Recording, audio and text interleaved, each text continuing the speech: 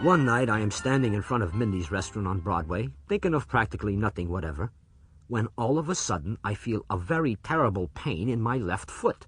In fact, this pain is so very terrible that it causes me to leap up and down like a bullfrog and to let out loud cries of agony. I recognize the pain as coming from a hot foot, because I often experienced this pain before. Furthermore, I know Joe the Joker must be in the neighborhood, as Joe the Joker has the most wonderful sense of humor of anybody in this town, and is always around giving people the hot foot.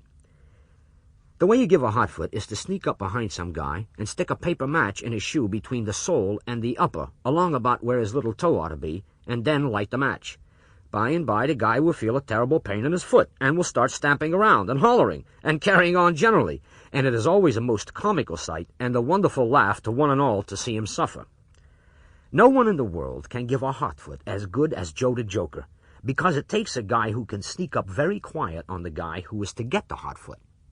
And furthermore, he does not care who the guys are, although many citizens think he makes a mistake the time he gives a hot foot to Frankie Ferocious. This Frankie Ferocious comes from over in Brooklyn, where he is considered a rising citizen in many respects, and by no means a guy to give a hot foot to, especially as Frankie Ferocious has no sense of humor whatever. In fact, he is always very solemn, and nobody ever sees him laugh. And he certainly does not laugh when Joe the Joker gives him a hot foot one day on Broadway, when Frankie Ferocious is standing talking over a business matter with some guys from the Bronx. Nobody knows a whole lot about Frankie Ferocious, because he has never much to say, and he takes his time saying it. But everybody gives him plenty of room when he comes around, as there are rumors that Frankie never likes to be crowded. And I'm always sorry Joe the Joker gives him a hot foot, because I figure Frankie Ferocious is bound to consider it a most disrespectful action, and hold it against everybody that lives on the island of Manhattan. But Joe the Joker only laughs when anybody tells him he is out of line in giving Frankie the hot foot, and says it is not his fault that Frankie has no sense of humor. Anyway, just as I suspect, there is Joe the Joker watching me when I feel the hot foot, and he is laughing very heartily. Well, naturally, when I see who it is gives me the hot foot, I join in the laughter and go over and shake hands with Joe. Although, to tell the truth, I will laugh much more heartily if Joe the Joker drops dead in front of me, because I do not like to be made the subject of laughter on Broadway. Then I get to talking to Joe the Joker, and I ask him how things are up in Harlem, where Joe and his younger brother Freddie and several other guys have a small organization operating in beer. And Joe says things are as good as can be expected considering business conditions.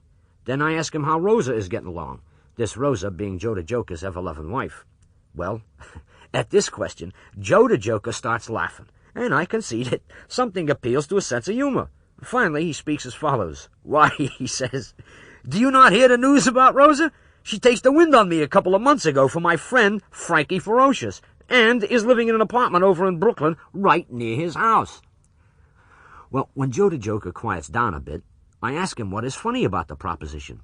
"Why," Joe says, "I have to laugh every time I think of how the big greaseball is going to feel when he finds out how expensive Rosa is."